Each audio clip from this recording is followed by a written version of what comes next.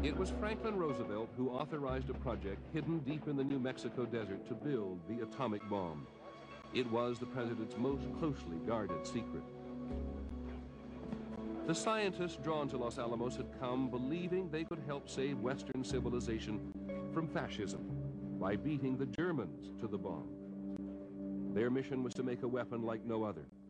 It was codenamed the Manhattan Project. Robert Oppenheimer was its scientific leader. Its military director was Army General Leslie Groves. By 1945, the Manhattan Project employed 160,000 workers at 37 factories and labs across the country. General Groves promised the first atomic test by the middle of the year. President Roosevelt would not live to see it. April the 12th, 1945. The death of the commander-in-chief 3.5 years after Pearl Harbor stunned a nation that had come to depend on him. The people's fear would be reflected in the words of Roosevelt's chief of staff, Admiral William Leahy. The captain of the team is gone. We are all at loose ends and confused as to who may be capable of giving sage advice and counsel to the new leader. They were shocked. Harry Truman, from their point of view, was an insignificant figure. Perhaps almost anyone compared to Roosevelt would have been insignificant, but Truman was on the long list of insignificant figures, perhaps the most insignificant they could imagine. They had no respect for him. They had no confidence in him. Colonel Henry Stimson was Roosevelt's Secretary of War. I think every one of us felt very keenly the loss of a real personal friend. I know I did. No one knows what the new president's views are. At least I don't.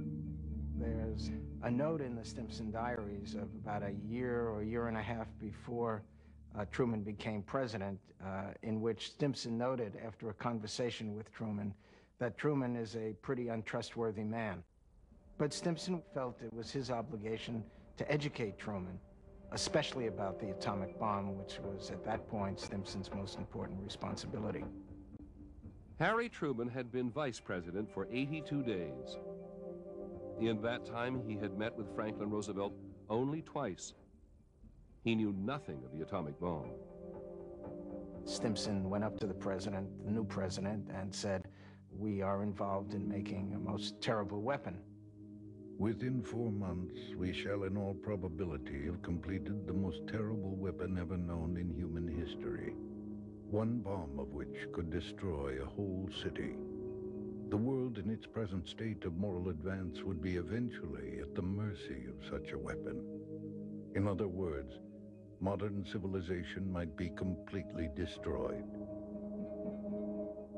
When Stimson and Groves first briefed him in detail about the bomb in April of 1945, he kind of thumbed through the paper and he wasn't terribly interested in what they had to say. I mean, he caught the gist of what they were trying to say, which was this is the most terrible weapon in history and it can take out a whole city. So he knew that, but how that translated into his actions or how that translated into his thinking about the bomb is much less clear. There was Truman, who did not have all those bright young men around him as Franklin Roosevelt had. By his own account, had received absolutely no preparation for assuming the presidency, nor had been privy to the development of the atomic bomb, and immediately looked to who is the most experienced man politically and in terms of diplomacy that I can trust, someone like me. That man who would have so much influence on Harry Truman was James Burns of South Carolina.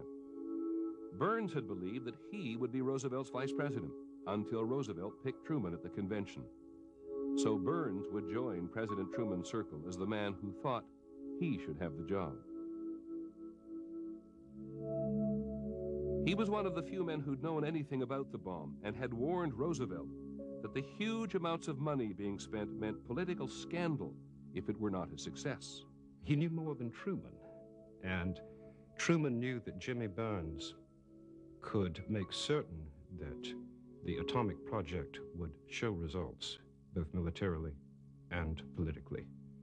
So Burns took a slight knowledge, which he had, as his leverage to present himself as Mr. Atomic Bomb to Harry. So there was Truman, with a shrewd, calculating Southern politician on one side, and on the other, the more cautious, conservative Colonel Stimson. Burns had already told me that the weapon might be so powerful as to be potentially capable of wiping out entire cities and killing people on an unprecedented scale. Might well put us in a position to dictate our terms at the end of the war. Stimson, on the other hand, seemed at least as much concerned with the role of the atomic bomb in the shaping of history as in its capacity to shorten this war.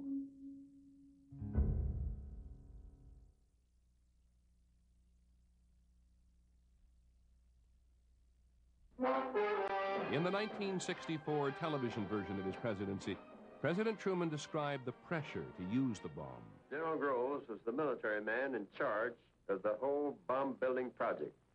He wrote, and I quote, "Truman was like a little boy on a toboggan.